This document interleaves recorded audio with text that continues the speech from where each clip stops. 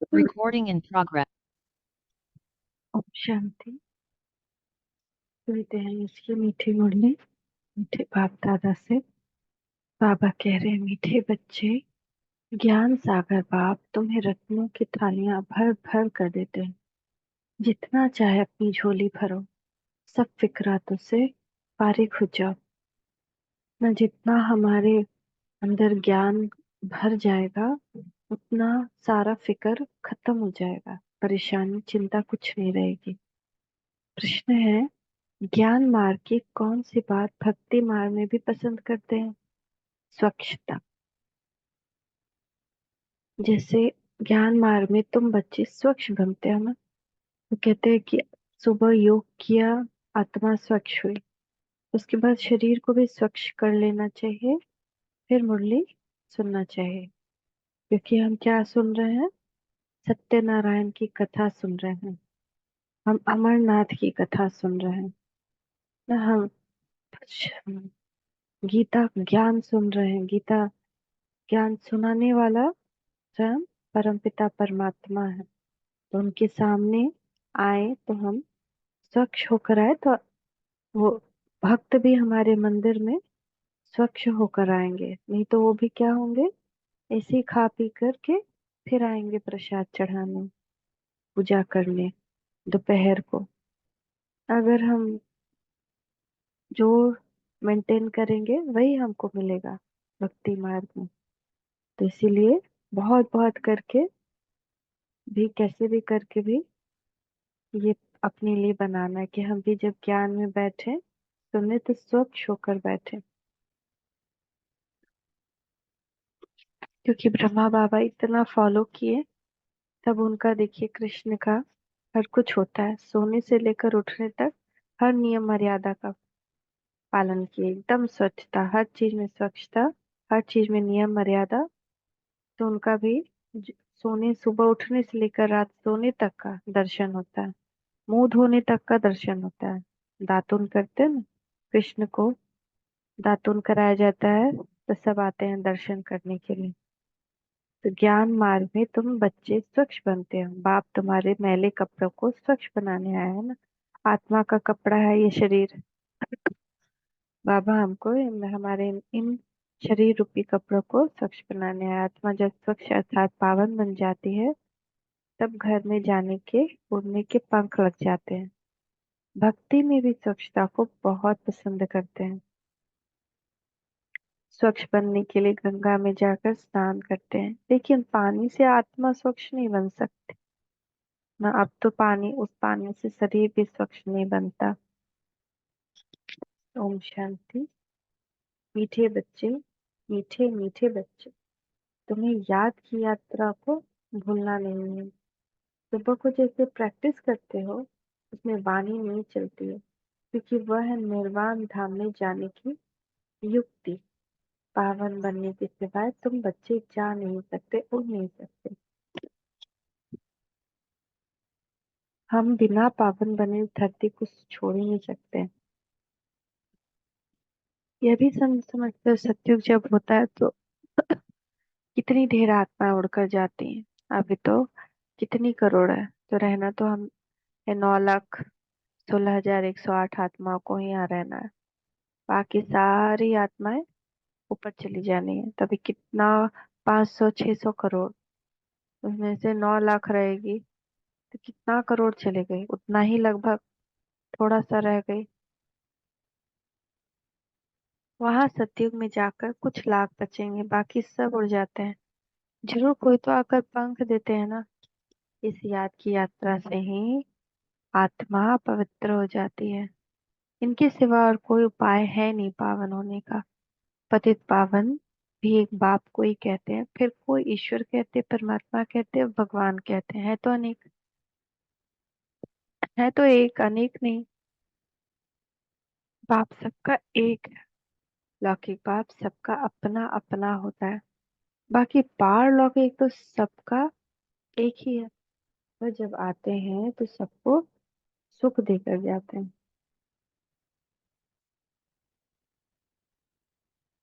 फिर सुख में उनको याद करने की दरकार नहीं है, फिर सब कोई उनको सुख में याद नहीं करता।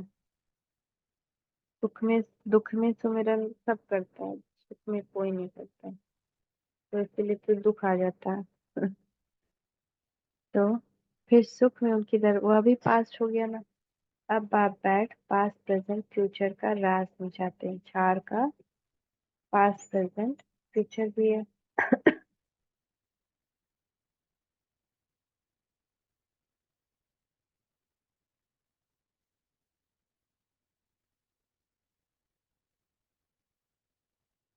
सबके फीचर्स अपने अपने फूलों में तुम देखेंगे, जैसा जैसा झाड़ वैसे वैसे उनके फूल निकलते हैं। उन सब फूलों के फीचर्स एक रहेंगे, परंतु इस मनुष्य सृष्टि की झाड़ में वैरायटी है। उसमें हर एक झाड़ की शोभा अपनी अपनी होती है। इस झाड़ में अनेक प्रकार की शोभा है। जैसे बाप समझाते हैं, श्याम सुंदर ये देवी देवताओं के लिए। जब वह सतो प्रधान,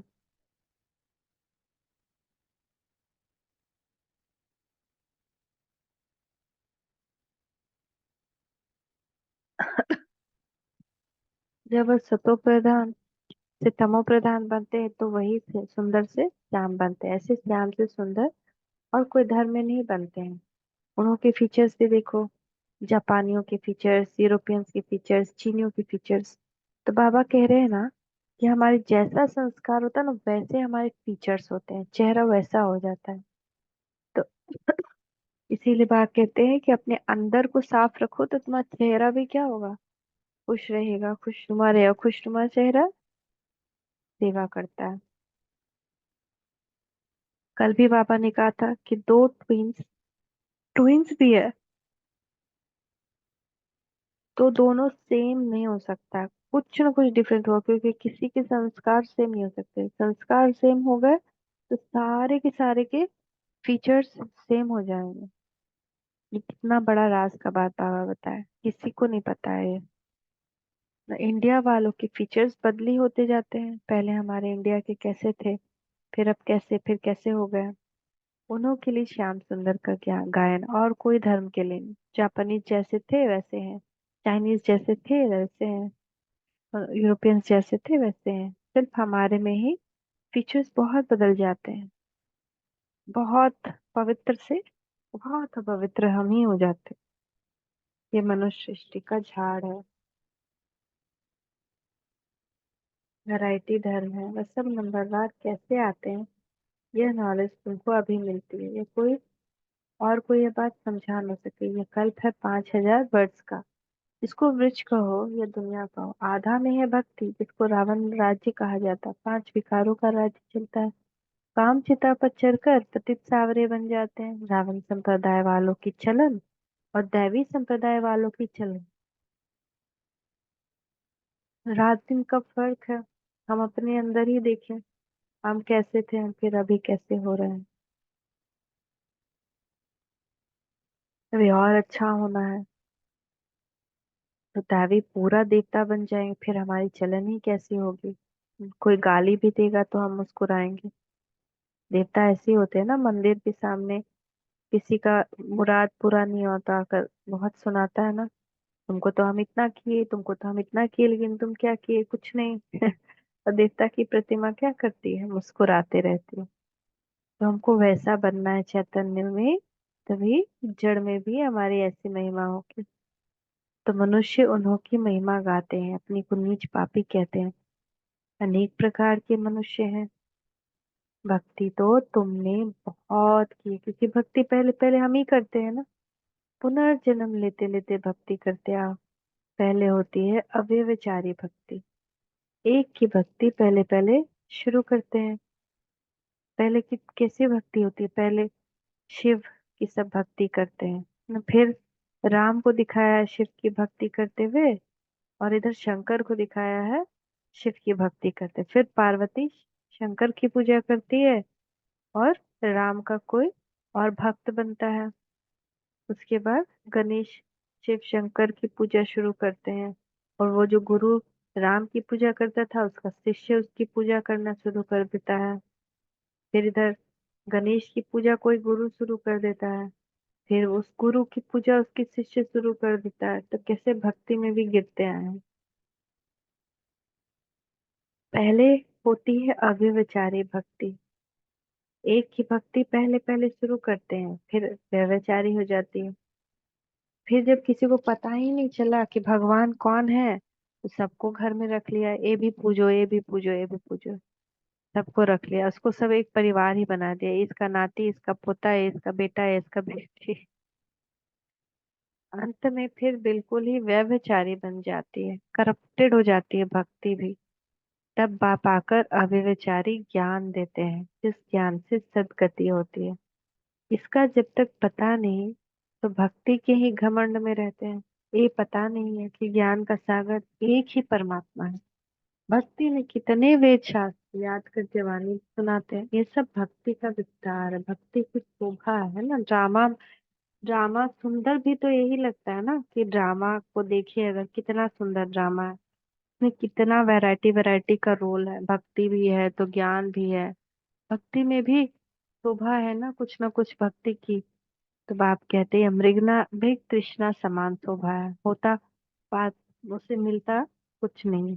वो रेत पानी जैसे दूर से ऐसे चमकती है ना, जैसे चांदी, ऐसे। कोई अगर हमको अभी बैठ करके पूरा रामायण सुनाए या कंठस्थ हो उसको, तो लगेगा हाँ कितना बड़ा ये विद्वान है। तो वही मृग तृष्णा है, शोभा है, दूर से चमक रहा है, लेकिन वो तो अंदर से खुद ही प्यासा है, जिसको पूरा कंठस्थ है। हिरण को प्यास लगती है तो वो उस रेत की में भागते भागते फंस जाता है। भक्ति भी ऐसे, उसमें सब फंस पड़े हैं। उससे निकालने में बच्चों को मेहनत लगती है, विघ्न भी इसमें पड़ते हैं, क्योंकि बाप पवित्र बनाते हैं। द्रौपदी ने भी पुकारा, सारी दुनिया में द्रौपदियां और दुर्योधन है, और फिर भी ऐसे कहेंगे कि तुम सब पार्वतियां हो जो अमर कथा सुन रही हो। बाप तुमको अमर लोक के लिए अमर कथा सुना रहे हैं। यह है मृत्यु लोक, जहाँ अकाले मृत्यु होती रहती है। बैठे बैठे हार्ट फेल हो जाते हैं। तुम हॉस्पिटल में जाकर समझा सकते हो, यहाँ तुम्हारी आयु कितनी कम है, बीमार हो पड़ते हो, वहां बीमारी होगी नहीं। भगवान उवाच, अपने को आत्मा समझो, मुझ बाप को याद करो, औरों से ममत्व मिटा दो, तो तुम्हारे विक्रम विनाश होंगे। फिर कभी बीमार नहीं होंगे, नहीं काल खाएगा, नहीं आयु भी बड़ी होगी। इन देवताओं की आयु बड़ी थी ना, फिर बड़ी आयु वाले कहाँ गए। पुनर्जन्म लेते लेते आयु कम हो जाती है, दुख सुख का खेल है, इसको कोई जानते नहीं।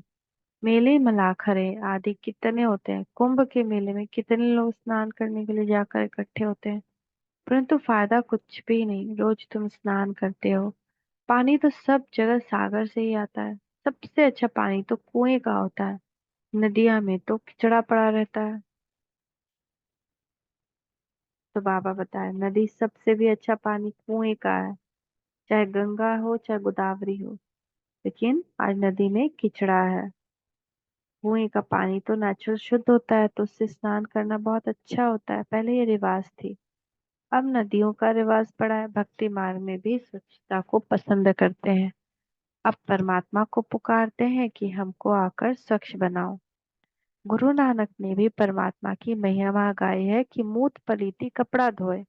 जो हमारा गंदा, हमारा शरीर हो गया है, उसको बाबा आकर पवित्र बनाते हैं। बाप आकर मूत पलीती कपड़ों को स्वच्छ बनाते हैं। यह बाप आत्मा को स्वच्छ बनाते हैं। वो लोग आत्मा को निर्लेप समझते हैं। बाप कहते हैं, यह है ही रावण राज्य। सृष्टि की उतरती कला है, गायन भी है, चढ़ती कला, तेरे भाने सर्व का भला। सर्व की सदगति हो जाती है। हे बाबा, आपके द्वारा सबका भला हो जाता है। सत्युग में सबका भला होता है, वहाँ सब शांति में है, एक ही राज्य है। उस समय और सब शांति धाम में रहते हैं। अब यह लोग माथा मारते हैं कि विश्व में शांति हो। उनसे पूछो, अभी कभी विश्व में शांति थी जो आप फिर मांग रहे हो? और फिर कह देते हैं, अभी कलयुग में 40,000 वर्ष परे है, मनुष्य घोर अंधियारे में। कहाँ 5,000 वर्ष का सारा कल्प, कहाँ एक कलयुग के ही 40,000 वर्ष बचे हुए बताते हैं। अनेक मते हैं, बाप आकर सच बताते हैं कि जन्म भी 84 ही है। लाखों वर्ष हो तो फिर मनुष्य, जानवर आदि भी बन सकते हैं। परंतु कायदा ही नहीं है ना। बहुत लाखों वर्ष हो तो हो सकता है मनुष्य जानवर आदि योनि में भी चले जाए, लेकिन वो तो नियम ही नहीं है कि मनुष्य किसी और में जाए। 84 जन्म मनुष्य का ही लेते हैं, उसका हिसाब किताब भी बाप बतलाते हैं। यह नॉलेज तुम बच्चों को धारण करनी। ऋषि मुनि तो नीति नीति करते गए। हम नीति नीति मतलब हमको नहीं पता, अर्थात हम नहीं जानते तो नास्तिक ठहरे। जरूर कोई आस्तिक होंगे। आस्तिक है देवताएं और नास्तिक है रावण राज्य में सभी। ज्ञान से तुम आस्तिक बनते हो, फिर 21 जन्मों का वर्षा मिल जाता है, फिर ज्ञान की दरकार नहीं रहती। अब पुरुषोत्तम संगम युग है, जबकि हम उत्तम से उत्तम पुरुष स्वर्ग के मालिक बन रहे हैं। इसमें जितना जो पढ़ेंगे उतना उच्च पद पाएंगे। पढ़ेंगे लिखेंगे होंगे विश्व के मालिक, नहीं तो कम पद। परंतु वह राजाएं है सुख की, यहाँ है दुख की। अस्तित्व बने हैं, दुख की राजाई करते हैं। फिर रावण आने से नास्तिक बनते हैं तो दुख होता है। भारत जब सॉल्वेंट था तो हताधन था। सोमनाथ का मंदिर कितना भारी बनाया हुआ है। मंदिर बनाने के लिए इतने पैसे थे तो खुद के पास कितने होंगे। ये इतना पैसा कहाँ से मिले। शास्त्रों में लिखा है सागर ने थालियां भर भर कर दी। अब ज्ञान सागर तुमको रत्नों की थालियां भर कर देते हैं ना। कौन सा सागर ये भी नहीं कंफ्यूज हो गए। ज्ञान सागर, ये रत्नों की जो ज्ञान रत्नों की जो थालियां भर भर कर देते हैं, यही फिर स्थूल रतन में कन्वर्ट हो जाता है।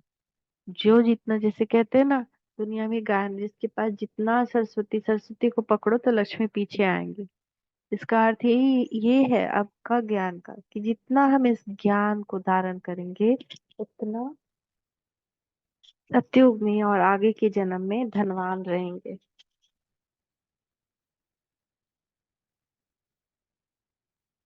अब तुम्हारी झोली भर रही है, वो शंकर के आगे जाकर कहते हैं भर दो झोली। बाप को जानते नहीं, अब तुम जानते हो। बाप हमारी झोली भर रहे हैं, जितना जिसको चाहिए सो भरे।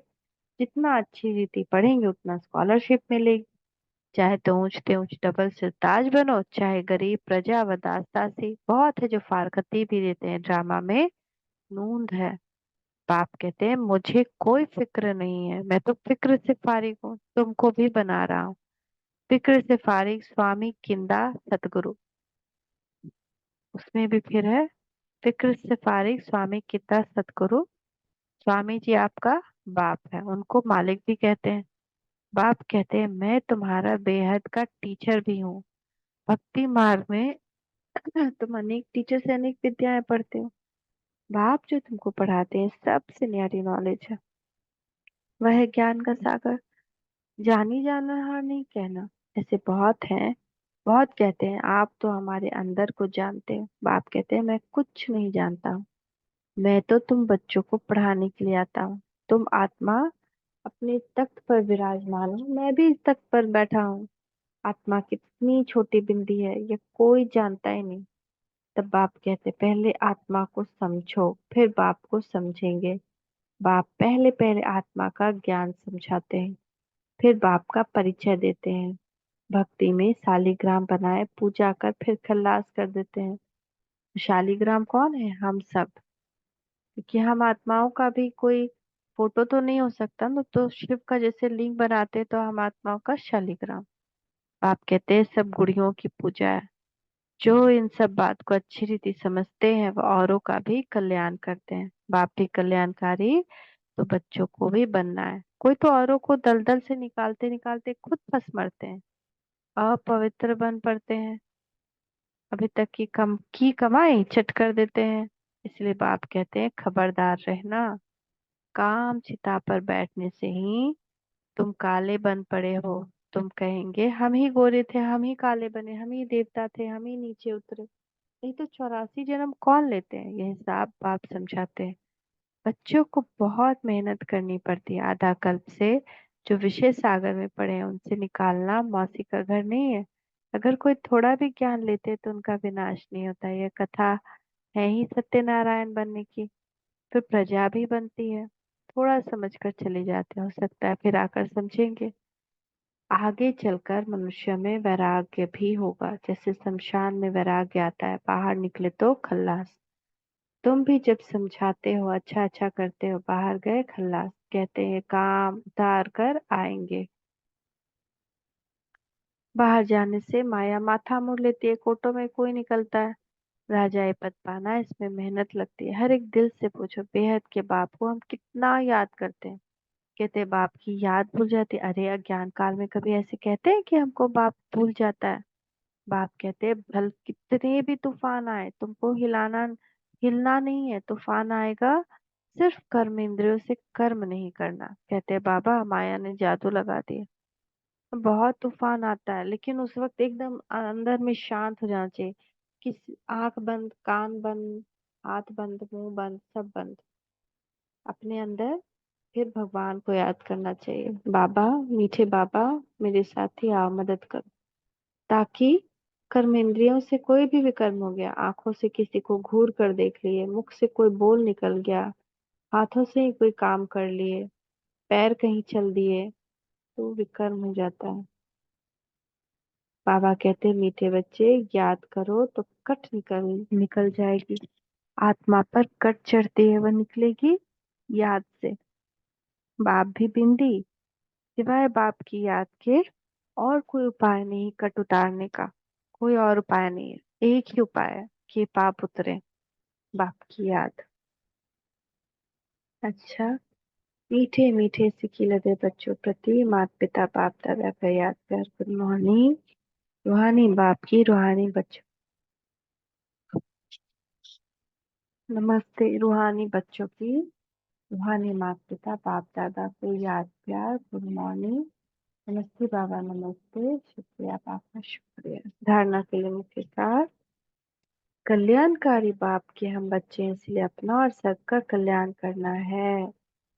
हम कल्याणकारी बाप के बच्चे हैं, मास्टर कल्याणकारी। हमको भी सबका कल्याण करना है। कोई ऐसा कर्म ना हो जो कमाई खत्म हो जाए, इसलिए खबरदार है। बस माया लाएगी कि चलो इसकी कमाई खत्म करते हैं। कितना देर ये चुप रहेंगे, कितना देर नहीं बोले, कितना देर परेशान नहीं होंगे, कभी कभी भड़क जाएंगे। तो अपने अंदर क्रोध को दबाना नहीं है, नहीं तो कभी ना कभी उबार बनकर बाहर निकल जाएगा। क्रोध को दृढ़ता में, तपस्या में चेंज करना है। क्रोध अग्नि को तपस्या की अग्नि में चेंज कर देना है। बाबा कह रहे हैं, खबरदार रहना। दूसरा, पढ़ाई अच्छी तरह से पढ़कर ज्ञान रत्नों से अपनी झोली भरपूर करनी है, पूरा भर ले। अब कब तक भर सकेंगे पता नहीं, आज कल परसों, एक साल, इसलिए जल्दी से भर लेना है, जल्दी से जल्दी। फिर पता नहीं ये ज्ञान रतन मिले कि नहीं मिले। स्कॉलरशिप लेने का पुरुषार्थ करना है, बाप समान फिक्र से फारिग निश्चिंत रहना है। वरदान, देखिए बाबा का वरदानी है अपने मस्तक के ऊपर। महसूसता शक्ति शक्ति द्वारा पुराने स्वभाव संस्कार से न्यारा बनने वाले माया जीत भव। न महसूसता की शक्ति द्वारा हम महसूस करें पहले तो कि हमारे कौन कौन से स्वभाव संस्कार पुराने हैं जो अच्छे नहीं हैं। बहुत सारे हैं ना। कोई भी चीज से परेशान हो जाना, या क्रोध करना, या किसी कोई एक बात होगी जो बार बार हमको इरिटेट करती होगी। कोई न कोई कमजोर रग होती है जो जो आने पर सामने भूल जाता है ज्ञान। तो उसको सोचना है।